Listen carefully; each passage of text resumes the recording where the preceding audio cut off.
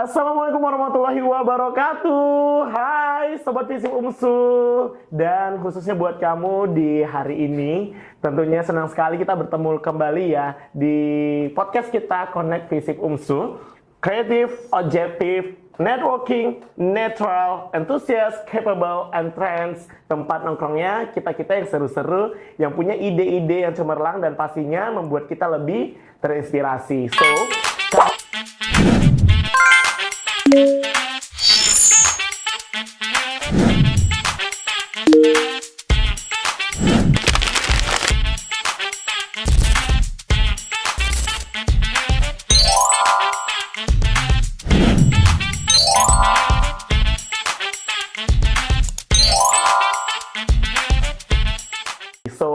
Karena ini kita baru saja libur ya teman-teman, tentunya dan kemarin juga ada momen Idul Fitri, pastinya juga mau mengucapkan taqabbalallahu minna wa minkum buat teman-teman Visip UMSU ataupun juga kami yang nonton pada hari ini, dan pastinya kita semua mudah-mudahan dalam keadaan sehat walafiat.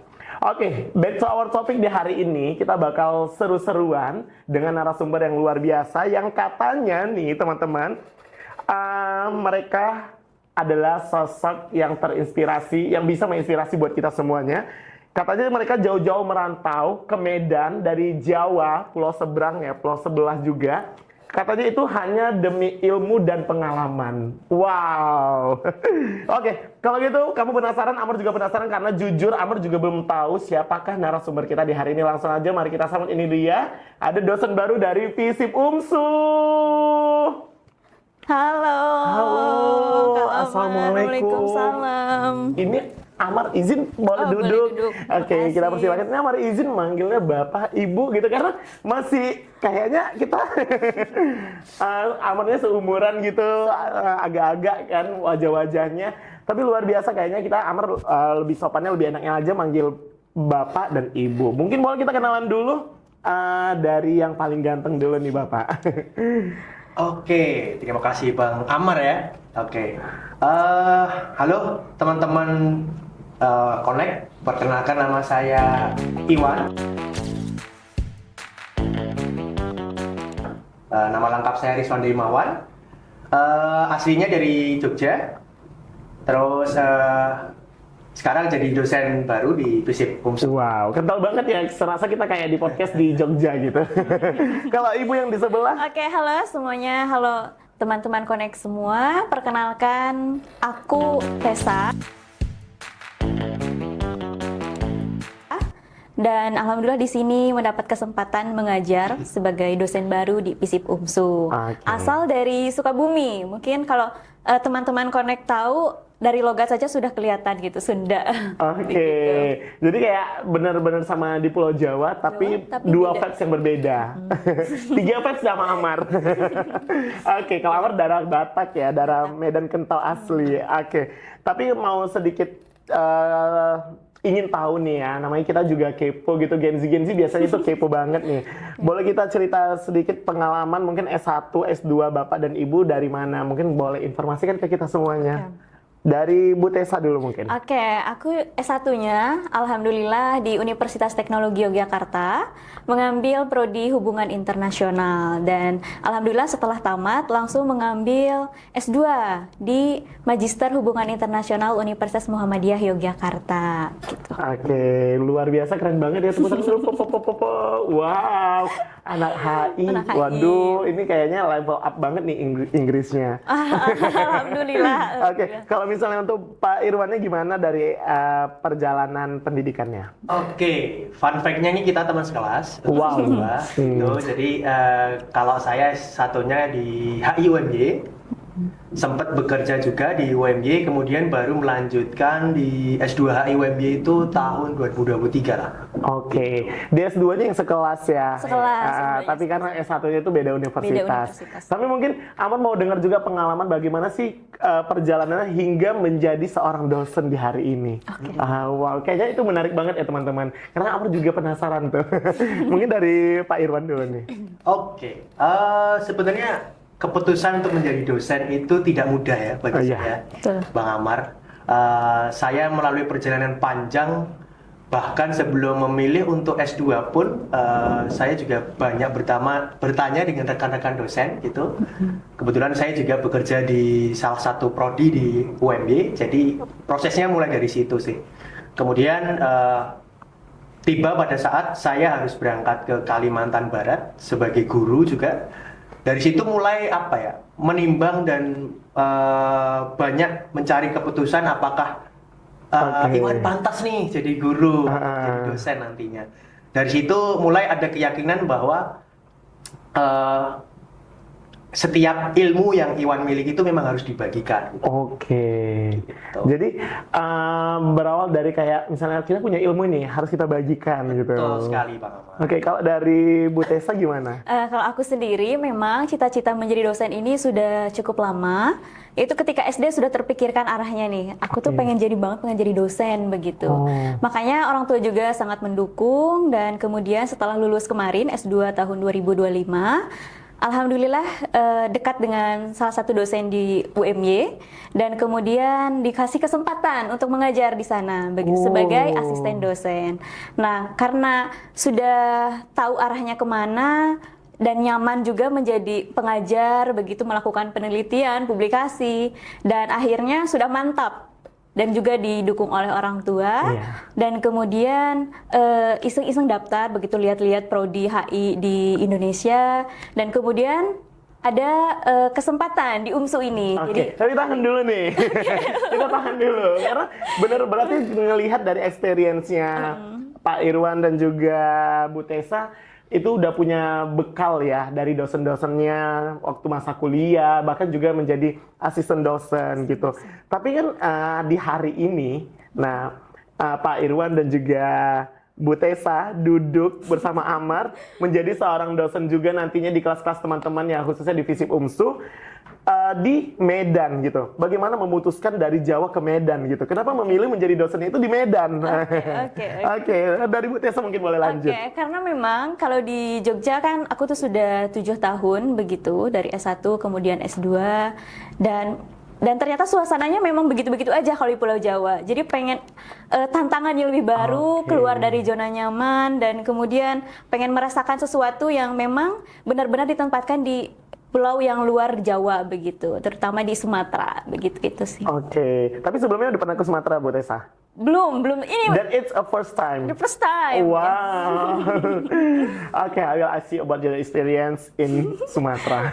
And how about you, Pak Irwan, gimana? So bisa we talk memutuskan? English now? It's okay if you want to share your English.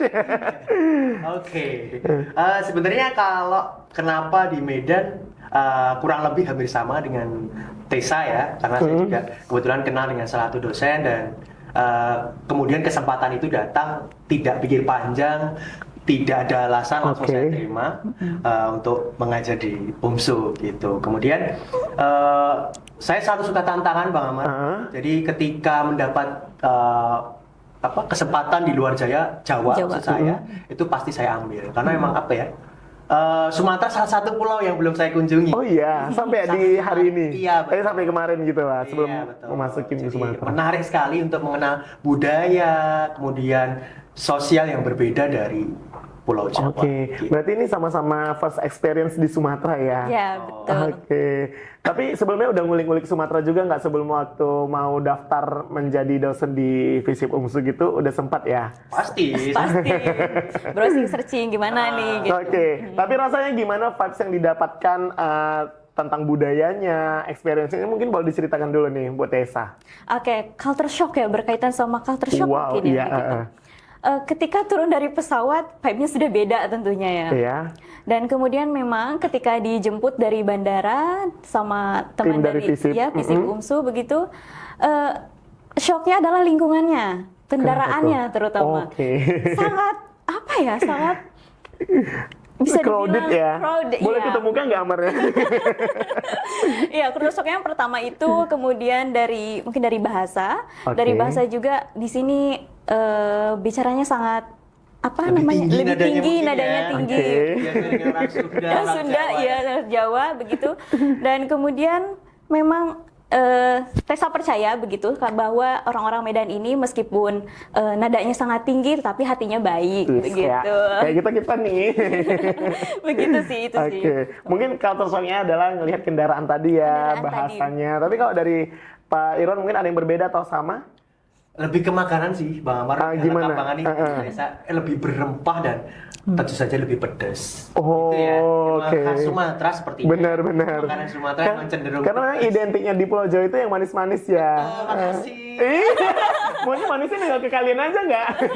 Tapi yang jujur kok manis-manis ya teman-teman. Nggak salah FISIP UNSU memilih dosen-dosen yang keren-keren, pengalaman yang luar biasa, dengan pun juga ilmu-ilmu pastinya sangat berkualitas. Oke, Amar juga mau lanjut nih nanya kira-kira kemarin udah sempat ngajar ya. Alhamdulillah. Oke, tantangannya gimana nih rasanya dari Bu Tessa? Oke, kalau tantangannya sendiri mungkin karena kemarin dikasih kesempatan untuk online dulu, jadi tantangannya terasa kurang ngena begitu cara belajarnya karena online. Dan kemudian ketika kemarin sudah masuk kelas offline, tantangannya adalah anak-anak ini sangat suka teknologi begitu. Nah, makanya sebagai dosen harus pintar begitu antara pembelajaran materi digabungkan dengan digital yang era sekarang. Oke, kalau dari Pak Irwan gimana? Saya sepakat sih, anak-anak Gen Z ya. Gen Z. Sebenarnya kami juga Gen Z. Oke, jujur benar-benar Gen Z nih. Gen Z kan melekat banget dengan teknologi ya, dan juga beberapa momen mereka sangat kritis gitu. Justru dekat dengan teknologi ini, mereka tuh suka yang cepet-cepet Bang Amar, ya nggak? Betul. Menerima informasinya dari video yang singkat-singkat gitu. Bener. Itu sih tantangannya tuh sebenarnya di situ. Oke. Nah, kalau dari pengalaman Iwan sendiri, mereka tuh suka metode belajar yang mix method gitu. Tapi paling mereka suka tuh pakai studi kasus, kemudian diiringi dengan diskusi. Jadi mereka tuh tahu kejadian dan tahu apa yang terjadi relevan di kehidupan sehari-hari. Ditambah musik gitu ya, ditambah musik-musik, jadi tambah semangat lagi belajarnya. Oke, memang anak-anak Gen Z ini di luar Nurul gitu. Tapi masih kalah sih sama Gen Alpha. Iya juga ya. Tapi kan masih Gen Alpha itu belum pada kuliah ya. Oke. Amar mau nanya nih, kan biasanya kita sering dengar ya, orang bilang di mana bumi dipijak, di situ langit dijunjung. Tapi menurut Bang Ridwan sama Kak Tessa, bagaimana proses penyesuaian diri dengan budaya baru di Sumatera, terutama sebagai perantau dari Jawa? Oke, mungkin bersama mahasiswanya khususnya gitu-gitu. Nah, dari Bang Ridwan dulu boleh? Sebenarnya karena ekspektasi itu saya sesuai bahwa cara komunikasi mereka dan interaksi mereka, jadi dan beberapa ngobrol dengan dosen-dosen senior yang ada di UMSU, ada perubahan cara belajar aja sih sebenarnya. Menyesuaikan gimana sih sebenarnya cara anak-anak UMSU belajar atau anak-anak Medan ya khususnya. Jadi lebih banyak ngobrol dan cerita aja sih dengan dosen-dosen senior kalau kemarin tuh. Oke, betul. Benar kedekatan ya. Betul. Oke, Kak Tessa juga? kurang lebih sama sih, karena kita mungkin merasa, apalagi Tessa ya Mas, mungkin masih usia 20-an, jadi teman-teman mahasiswa juga usia 19-20, jadi kurang lebih sama gitu cara komunikasinya. Terus juga alhamdulillah ketika masuk kemarin pertama kelas, teman-temannya sangat welcome begitu dari mahasiswanya, jadi cukup enak juga gitu. Tapi mereka ngeduga nggak kalau misalnya memang kalau Bu Tessa ini adalah dari Pulau Jawa? Menduga karena katanya intonasinya sangat berbeda dengan Medan begitu. Jadi jelas beda. jelas beda. Oke. Nah, tadi kan udah bertemu nih sama mahasiswa-mahasiswa dalam kelas. Tadi awalnya online dan kemudian yang online itu kita waktu bulan puasa Ramadan ya. Oke, tapi itu Pak Ridwan sama Bu Tessa belum ke Sumatera. Belum. Oke, after dari Lebaran barulah mengajarnya. Bertemu dengan mahasiswa-mahasiswa UMSU yang luar biasa ya. Sangat luar biasa. Oke. Menurut Bu Tessa dan juga Pak Ridwan, gimana karakter-karakter di mahasiswa FISIP UMSU khususnya? Dari Tessa dulu. Dari Bu Tessa Untuk dulu. karakter sama seperti teman-teman di Jogja juga begitu, kurang lebih ya sama seperti anak-anak mahasiswa yang memang sangat penasaran terhadap materi-materi baru misalnya begitu. Jadi mereka agak cukup kepo juga dan mereka juga sangat kritis tentunya. Iya. Apalagi kalau misalnya kita disambungkan dengan pengantar ilmu hukum, mata kuliah yang saya ambil, mereka sangat suka begitu terkait dengan hukum, apalagi sangat mengkritisi Indonesia khususnya begitu. Kalau dari Pak Ridwan? Sebenarnya mereka tuh juga benar kritis dan mereka tuh perlu menemukan ruang yang tepat gitu. Mereka tuh senengnya diskusi, studi kasus gitu. Jadi mereka sebenarnya lebih relevan dengan cara-cara seperti itu sih, Bang Amar. Jadi menurut saya mereka perlu menemukan ruang yang tepat untuk ngomong, untuk ngobrol gitu, atau untuk berdiskusi gitu sih.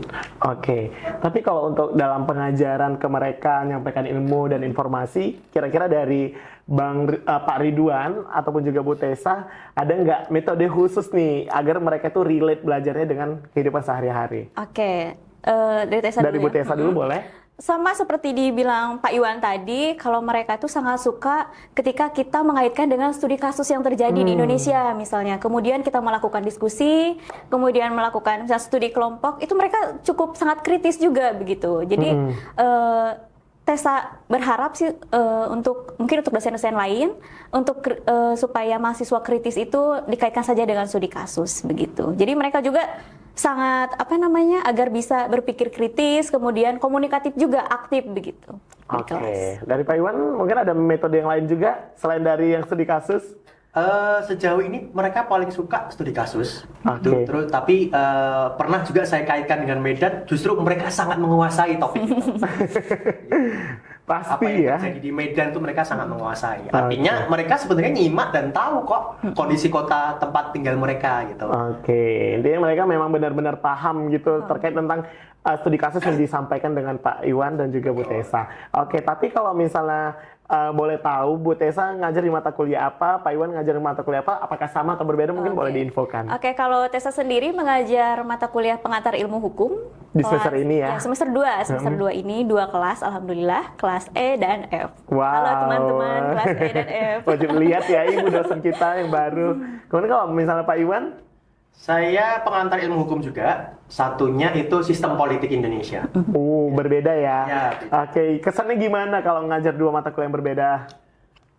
Sebagai dosen Iwan. pendatang baru, pasti persiapannya jauh lebih melelahkan ya, karena artinya saya juga harus belajar lebih gitu untuk dua mata kuliah itu. Tapi sejauh ini seru-seru aja sih, karena saya jadi punya perspektif baru dari studi bidang lain. Oke, luar biasa. Makin gimana ya? Mahasiswa bertambah ilmunya, dosen lebih bertambah lagi ilmunya. Oke. Nah, kira-kira apa sih yang paling mengejutkan nih ketika mengajar di FISIP UMSU khususnya? Hal yang paling mengejutkan? Iya. Maksudnya mengejutkan dalam yang kayak apa ya? Gimana nih bahasanya kalau di Medan tuh mengejutkan itu benar-benar agak shock sedikit ngelihat mahasiswanya apakah sama dengan yang di Jawa-Jawa juga gitu. Oke. Pertama karena dari online dulu ya ceritanya ini. Iya. Dari online anak-anaknya itu cukup pakai mukena kayak gitu, mukena, pakai selimut kayak gitu. Tapi ketika udah di kelas, masya Allah cantik-cantik sekali. Wow, luar biasa. Kok beda ya kalau di Zoom? Mungkin karena belum dandan ya, kalau misalnya udah di kelas, masya Allah cantik-cantik sekali. Luar biasa, semangat berarti tandanya mereka mencari ilmu ya, belajar, bertemu dengan dosennya. Oke, dari Pak Irwan gimana? Ada tiba-tiba minta tanda tangan? Yang paling mengejutkan mungkin ketika di kelas mereka berani show off gitu. Dibanding ketika online ya. Tapi meskipun tidak di setiap pertemuan, tapi sejauh ini mereka jauh lebih bisa bersuara sih ketika di kelas gitu. Karena kalau online kendalanya banyak mungkin ya Bang Amar ya. Akhirnya mereka kalah dengan kendala-kendala itu. Sedangkan kalau offline kan atau luring kan bisa bertatap muka langsung dengan dosen dan saya jawabnya bisa langsung spontan gitu. Oke, tapi jelas lebih seru yang luring ya. Luring, walaupun dalam jaringan kita bisa sambil melakukan berbagai aktivitas, tapi vibes-nya itu kurang dapet gitu ya, interaksinya kurang kena. Begitu juga mungkin yang dirasakan mahasiswa teman-teman, bener ya. Mungkin bosan juga ya kalau online misalnya gitu. Bener. Tinggal tidur, ada yang kemana Karena gitu. pengalaman ya. Karena jadi mahasiswa juga. Pengalaman di pada masanya gitu. Oke. sering juga ya kita dengar lain ladang, lain belang, lain lubuk, lain ikannya. Apa perbedaan paling mencolok yang mungkin Ibu dan Bapak rasakan antar budaya akademik ya, baik itu di Jawa dan juga di Medan? Oke, dari Bandung. Budaya akademiknya mungkin sebenarnya hampir sama. Mirip-mirip aja sih sebenarnya. Mungkin yang paling membedakan penggunaan HP ketika di ruangan dan sebagainya, itu mereka jadi bahan diskusi mereka tuh carinya jadi internet gitu. Dan ini yang paling fatal Bang Amar, penggunaan ChatGPT Bang. Ya kan? Nah, itu tuh jadi bahan rujukan mereka. Mereka tinggal ketik prompt, muncul. Padahal tidak ada proses mencari tahunya kan. Nah, gitu sih. Itu sih jauh ini saya merasakannya seperti itu kalau melihat mahasiswa di kelas saya. Oke. Dari Bu Tessa? Oke, kurang lebih sama begitu antara budaya akademik antara Jawa dan Sumatera ini di Medan ya, anak FISIP UMSU. Memang kalau misalnya diskusi mereka tuh kelihatan searching begitu. Jadi bukan kalau misalnya dikasih pertanyaan, bahan diskusi, bagaimana menurut pendapat kamu, misalnya, pendapat Anda. Nah, mereka tuh langsung searching begitu. Jadi tidak bisa langsung mengungkapkan apa yang dia pahami begitu. Padahal kan kami inginnya tuh gimana sih perspektif Bang Amar soal topik A gitu. Jadi Bang Amar tuh seharusnya menjawab tanpa melalui proses ke internet dulu. Iya, Oke, Lorena mungkin karena mereka masih malu-malu juga semester 2 masih di awal gitu kan. Padahal kan muka-muka kami sih. Karena mungkin jujur kan mereka itu masih semester 1, semester 2 gitu ya. Kita Amar sendiri pun juga masih semester 2 itu kayak ngerasa ke bawah ya masa-masa SMA-nya. Tapi kalau mungkin di semester-semester tinggi baru lebih pemikirannya lebih kritis lagi, lebih matang. Oke. Mungkin ya sebelum kita ke penghujung gitu ya. Tapi ini bukan yang terakhir juga. Oke, menurut Bapak sama Ibu ya, kira-kira apa yang harus dimiliki agar mahasiswa itu bisa menjadi sukses ke depannya? Oke. Dari siapa dulu boleh? Kalau menurut saya mahasiswa tuh harus punya kemampuan soft skill sih. Soft skill di sini tuh kan kadang nggak dapet dari kelas ya. Organisasi, mungkin dari LSM tempat mereka mengabdi, tapi seringnya mungkin dari organisasi ya kalau mahasiswa. Itu kan dari situ kita bisa belajar tentang kepemimpinan, bekerja sama dalam tim, kemudian skill-skill lain yang nggak dapat di kuliah atau di kelas gitu. Ya, nanti itu akan menunjang kita ketika berkarir profesional sih, di situ sih. Menurut saya kayak gitu. Oke, sip, mantep. Kita ingat ya teman-teman. Kalau dari Bu Tessa? Kalau dari Tessa sendiri, yang pertama harus konsisten, ingat dengan niat awal teman-teman kuliah, misalnya ingin cepat lulus, silahkan dikerjakan tugas-tugasnya, ikut kuliah tepat waktu, misalnya jangan bolos, dan tentu harus percaya diri. Dalam artian percaya diri ini berkaitan dengan tadi begitu. Jadi kalau misalnya dipintain pendapat, jawab aja menurut pendapat teman-teman begitu, dan tentu harus punya optimisme begitu. Itu aja sih, kurang lebih sama. Kalau misalnya beda ya, nyampaikan sosok laki-laki sama sosok perempuan gitu ya. Terasa kita terhanyut kayak ingat mama di rumah gitu ya. Ada pesan-pesan tersirat buat teman-teman kita di hari ini. Pokoknya cari aja pengalaman sebanyak-banyaknya di luar kampus juga buat teman-teman begitu. Kayak TW magang juga penting Bang Amar. Sangat penting. Benar. Jangan cuma mikirin IPK. Berarti orang Bapak dan Ibu dulu waktu masa kuliah juga nih punya pengalaman yang the best ya. Mungkin boleh ceritakan pengalaman yang paling luar biasa waktu masa kuliah. Cerita tentang apa ya? Kebetulan kalau sekilas aja mungkin.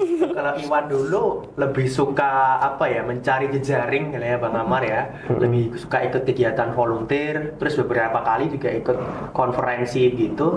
Itu sebagai mahasiswa HI, konferensi juga sangat menunjang performa menjadi mahasiswa. Kemudian kalau volunteer dan jejaring itu memang suka aja gitu, berkegiatan dengan banyak orang, kegiatan luas itu sih. Sip. Kalau dari Ibu Tessa? Kalau dari Tessa sendiri ya, alhamdulillah waktu S1, S2 mengikuti berbagai kegiatan, dan tentu alhamdulillah membanggakan juga ketika S1 menjadi ketua HI se-Jogja begitu. Wow. Tapi bertahan cuman Se-Jogja ya, berarti Se-Jogja. menaungi semua universitas yang ada di Jogja. ya, alhamdulillah begitu. Alhamdulillah. Dan kemudian ikut juga konferensi seperti Pak Iwan, dan kemudian juga ikut program magang. Dan alhamdulillah sampai sekarang Mbak, dari S1 sampai sekarang menjabat sebagai Research and Development di International Politics Forum gitu, NGO internasional. Keren banget ya teman-teman. Begitu. Oke, dan tentunya di hari ini aku juga mau informasikan bahwasannya ada satu informasi penting buat kamu yang melihat podcast kita di hari ini Connect. Tentunya tadi kita ngebahas ngulik ya, kedua dosen baru kita ini memiliki profil ataupun juga background dari jurusan hubungan internasional. Dan untuk di tahun depan, kita doain bersama-sama, insya Allah FISIP UMSU membuka jurusan baru hubungan internasional. Kita berharap mudah-mudahan banyak calon-calon mahasiswa yang bergabung bersama kita, bertemu dengan dosen-dosen yang luar biasa pengalamannya, datang jauh-jauh dari Jawa untuk memberikan ilmu dan pengalaman ke kita. The best banget, kita tunggu buat kamu-kamu yang ingin bergabung di hubungan internasional FISIP UMSU. Oke, ini pertanyaan terakhir. Mungkin kira-kira apa harapan Pak Irwan untuk mahasiswa-mahasiswa FISIP ke depannya? Mahasiswa FISIP jangan mudah menyerah, kemudian banyak jejaring, dan juga banyak pengalaman di luar kelas ya. Jangan sampai cuma kuliah pulang, gitu sih. Oke, kalau dari Bu Tessa, harapannya untuk mahasiswa FISIP UMSU? Oke, tentu yang pertama tetap konsisten, ingat niat dari awal kuliah itu mau seperti apa, dan kemudian banyak relasi, perbanyak, dan kemudian juga cari pengalaman sebanyak-banyaknya di luar maupun di lingkungan kampus, begitu. Dan harapannya tentu tidak hanya berwawasan global tanpa menghilangkan budaya lokal, seperti itu. Oke, wow, luar biasa ya Sobat FISIP UMSU.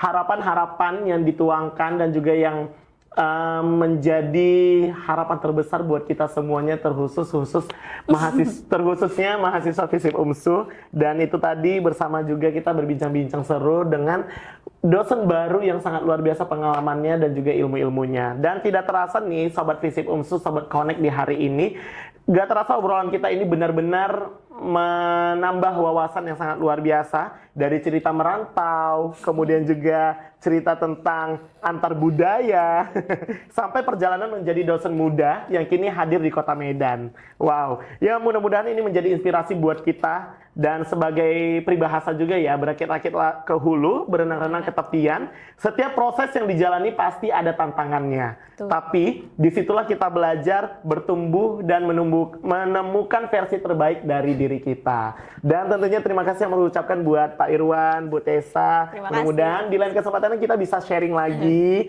nambah wawasan lagi, dan banyak hal lainnya. Pastinya buat teman-teman ya, mungkin sebelum kita tutup ada satu pesan singkat untuk Sobat FISIP UMSU.